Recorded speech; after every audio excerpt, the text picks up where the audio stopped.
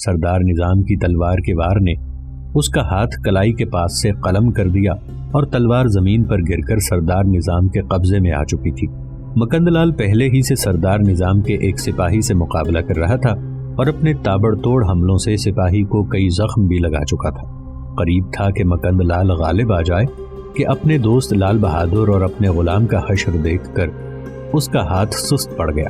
ادھر اس ہنگامے سے بلند ہونے والے شور و غل کو سن کر دوسرے سپاہی بھی آ گئے اور آخر کار اپنے فرار کو ناممکن سمجھتے ہوئے مکند لال نے جھنجھلاہٹ کے عالم میں اپنے ہاتھ سے خنجر پھینک دیا اور با آواز بلند کہا، اے ظالم آدمی، ہم خود کو تیرے حوالے کرتے ہیں، جس قدر جی چاہے ہم پر ظلم کر دینا، لیکن یہ یاد رکھنا کہ ہم بے گناہوں کو ستانے کی پاداش میں ایک روز پرماتما تمہیں بھی سزا دے گا۔ یہ سن کر سردار نظام نے اپنے سپاہیوں کو پکار کر کہا، خبردار، اب کوئی سپاہی ان پروہتوں کو تکلیف نہ پہنچائے۔ یہ کہہ کر سردار نظام نے اپنی تلوار میان میں ڈال لی۔ مکند لال اور اس کے دوست لال بہادر اور غلام نے خود کو سردار نظام کے حوالے کر دیا تھا، مگر بوڑھا پروہت نظر نہ آ رہا تھا۔ سردار نظام کے حکم سے کئی سپاہیوں نے شمع لے کر سارے کمروں اور مندروں کے ہر کونے کھدرے کو چھان مارا، لیکن بوڑھے پروہت کا کہیں سراغ نہ ملا۔ مندر کا بڑا دروازہ بند تھا اور اس پر ابتدا ہی سے سپاہی پہرا دے رہے تھے اور کسی ایک لمحے بھی دروازے پہرے سے خالی نہ رہے تھے۔ سب لوگ حیران تھے کہ بوڑھا پروہت کہاں غائب ہو گیا، اسے زمین نگل گئی ہے یا آسمان نے کھا لیا ہے۔ پتہ نہیں کیا بات تھی کہ وہ بوڑھا پروہت سب کی نظروں کے سامنے سے غائب ہو چکا تھا۔ سردار نظام نے بتایا کہ لال بہادر کی طرف اشارہ کر کے اس پروہت نے جب مجھ پر دوسری بار حملہ کیا تھا تو بوڑھا پروہت بھاگ کر اپنے کمرے میں چلا گیا تھا۔ ایک اور سپاہی کا بھی یہی بیان تھا۔ دوسرے سپاہیوں نے بیک زبان کہا کہ وہ اس طرح حملہ آوروں اور بوڑھے پروہت کو گھیرے میں لیے ہوئے تھے کہ بوڑھے پروہت کے لیے اپنے کمرے میں بھاگ جانے کے علاوہ کوئی چھپنے کی جگہ نہ تھی۔ لازماً بوڑھا پروہت اپنے کمرے میں گیا ہے، لیکن حیرت تو یہ ہے کہ اپنے کمرے میں جانے کے بعد وہ گیا کہاں؟ زمین میں سما گیا یا آسمان پر اڑ گیا؟ سردار نظام نے اس بحث و مباحثے کو ختم کرنے کے ارادے سے کہا، اب اس قصے کو ختم کریں، یہ سمجھیں کہ ایک شیطان تھا جس نے فتنہ برپا کیا اور پھر غائب ہو گیا۔ اس کے بعد سردار نظام نے سپاہیوں سے مخاطب ہو کر کہا، ان پروہتوں کو لے جاؤ اور اپنی حراست میں رکھو، لیکن کسی کو اذیت نہ دی جائے۔ پتہ نہیں انہیں کیا سوجی کہ ہمارے مقابلے پر آ گئے، میں اسے ان کی بے وقوفی اور دیوانہ پن سمجھتا ہوں، ہماری ان کی دشمنی تو ہے نہیں۔ ایک سپاہی بولا، جناب رات قریب الختم ہے اور کچھ دیر بعد صبح ہوا چاہتی ہے، اگر آپ پسند فرمائیں تو ہم روانگی کی تیاری کریں۔ سردار کمال نے جواب دیا، ضرور تیاری کرنی چاہیے، کیونکہ آج کی منزل کل کی نسبت قدرے بڑی بھی ہے۔ اس حکم کے ملتے ہی سپاہیوں نے مکند لال، لال بہادر اور غلام کو، جس کی کلائی پر مرہم لگا کر خون بند کیا گیا تھا اور پٹی باندھ دی گئی تھی، دروازے کے قریبی کمرے میں بٹھا دیا اور چند سپاہی کمرے کے دروازے پر ان کی حفاظت کے خیال سے موجود رہے۔ باقی سپاہیوں نے سفر کے انتظامات شروع کر دیے۔ راجکماری نے قنات کے پاس کھڑے ہو کر لڑائی کی کارروائی کو حیرت کے ساتھ دیکھا تھا۔ سکینہ اور خواجہ سرا اس کے قریب کھڑے رہے تھے۔ جب سپاہی مکند لال اور لال بہادر کو قنات کے قریب سے گزارے تو راجکماری نے ایک خواجہ سرا کی آڑ سے ان قیدیوں کے چہروں پر نظر ڈالی تو بے ساختہ اس کی آنکھوں میں آنسو آ گئے۔ وہ ان آنسوؤں کو پی گئی اور اپنی اس کیفیت کا کسی پر اظہار نہ ہونے دیا۔ پھر وہ اپنے کمرے میں آ گئی اور ایک خواجہ سرا کو بلا کر کہا، تم سردار نظام الدین کی خدمت میں جاؤ اور میری طرف سے پوچھو کہ میں فکر مند ہوں کہ کہیں خدا نخواستہ ان بے وقوفوں کے ہاتھ سے آپ کو کوئی نقصان تو نہیں پہنچا۔ اپنے ایک سپاہی کے زخمی ہونے پر مجھے بڑا افسوس ہوا ہے، میں سمجھتی ہوں کہ آپ اس جانباز سپاہی کی قدر کریں گے۔ خواجہ سرا فوراً سردار نظام الدین کے پاس پہنچا اور راجکماری کی طرف سے سردار کی مزاج پرسی کرنے کے بعد وہ سب کہہ دیا جو راجکماری نے اسے کہا تھا۔ سردار نظام الدین نے خوش ہو کر بڑے اچھے انداز میں راجکماری کا شکریہ ادا کیا۔ پھر خواجہ سرا سے کہا کہ اب جہاں تک جلد ہو سکے یہاں سے روانگی کا اہتمام کرو، کیونکہ بس اب نصف گھنٹے بعد سورج طلوع ہونے والا ہے۔ خواجہ سرا سردار نظام کی ہدایت کے تحت روانگی کے لیے رخصت ہو گیا تو کچھ دیر بعد ایک سوار نے سردار نظام کو مطلع کیا کہ سارا سامان سفر مکمل ہو چکا ہے۔ اس وقت چونکہ نماز فجر کا وقت ہو چکا تھا، اس لیے سردار نظام الدین اور اس کے سارے ہمراہیوں نے نماز فجر پڑھی۔ پھر قافلہ اس مندر سے دہلی کی طرف روانہ ہو گیا۔ ترائن کی دونوں جنگوں میں جے چند والی قنوج پرتھوی راج چوہان کے ہمراہ نہ تھا۔ کسی خاندانی چپقلش کے تحت وہ دونوں ایک دوسرے کے مخالف تھے۔ اس لیے جب پرتھوی راج کی سلطان غازی محمد غوری سے ترائن کے مقام پر 2 جنگیں ہوئیں تو جے چند نے پرتھوی راج کی مدد نہ کی، لیکن ترائن کی دوسری جنگ میں پرتھوی راج کی شکست اور موت سے جے چند متاثر ہوئے بغیر نہ رہ سکا، کیونکہ وہ پرتھوی راج کا بھائی بھی تھا، راجپوت تھا، ہندو تھا اور ہندوستانی بھی۔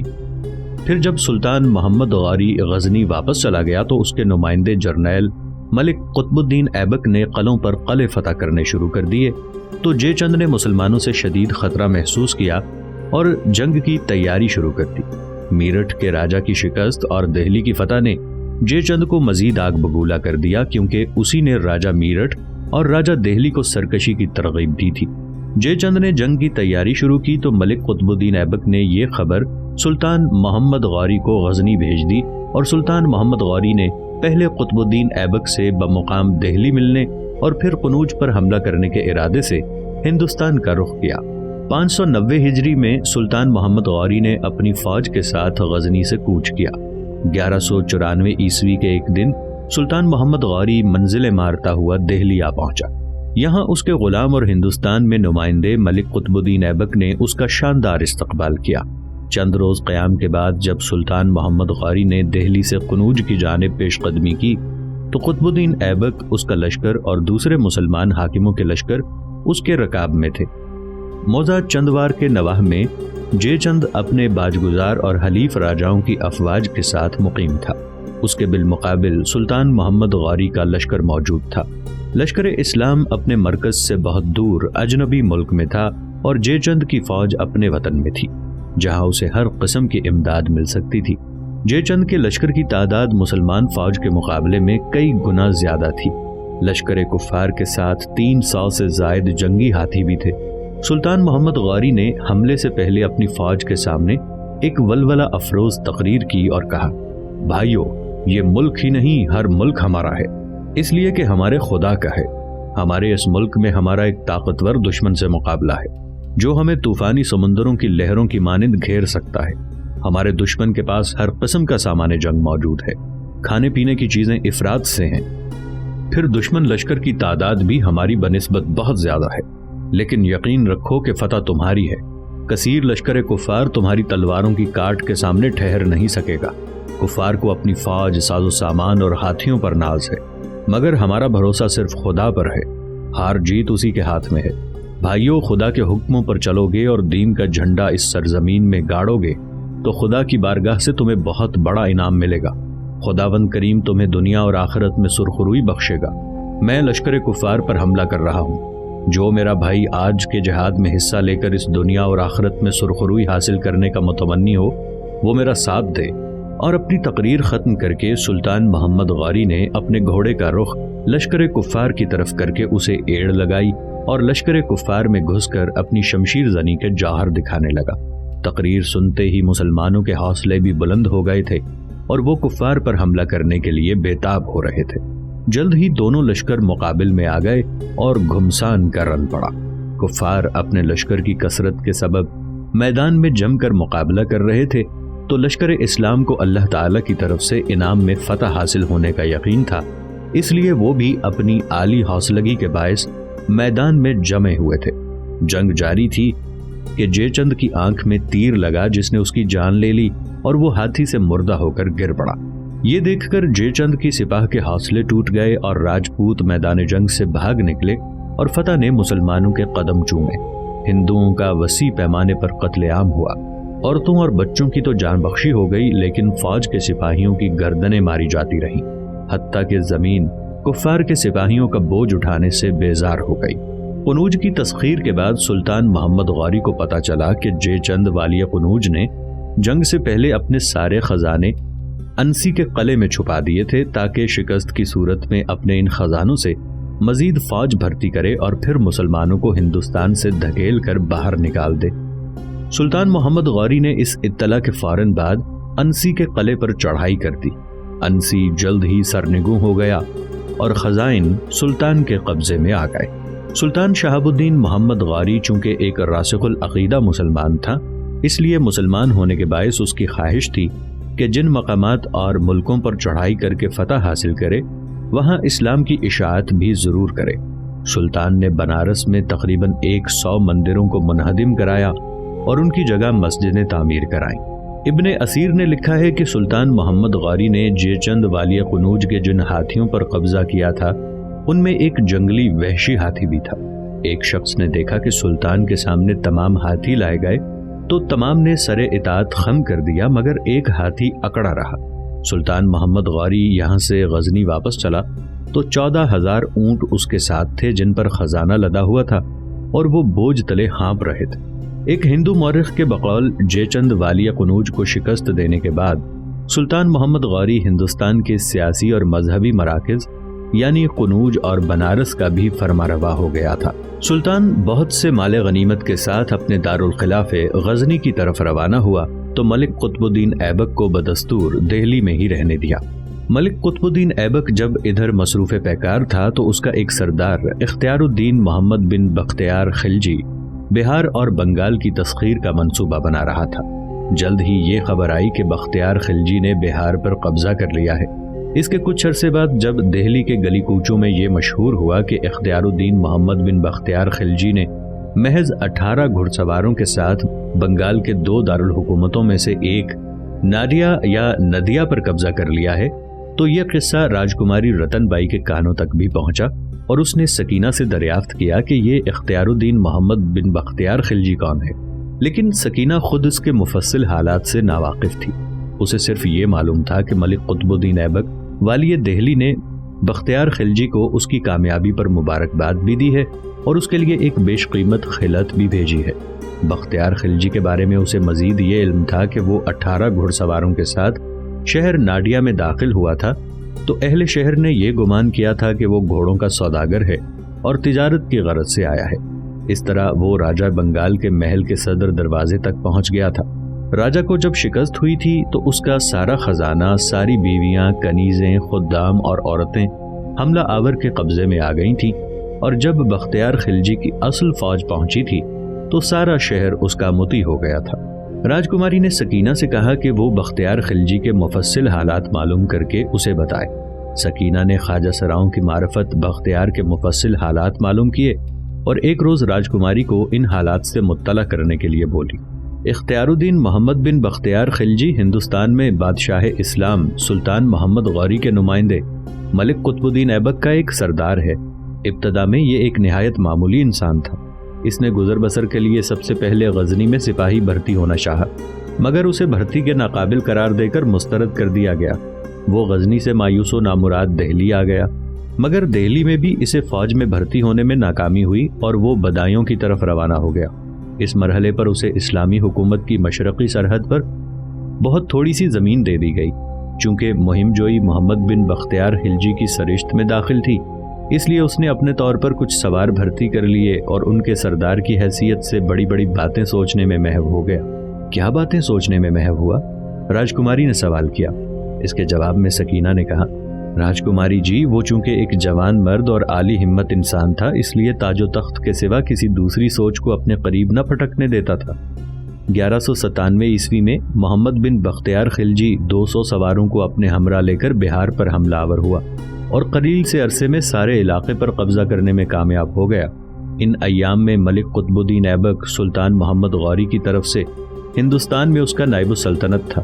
اسے محمد بن بختیار کے اس بے نظیر کارنامے کی خبر ہوئی تو اس نے بختیار خلجی کو ایک اعلیٰ درجے کا خلعت عطا کیا اور ساتھ ہی اسے اس کے فتح کیے ہوئے علاقے کی حکومت بھی سونپ دی۔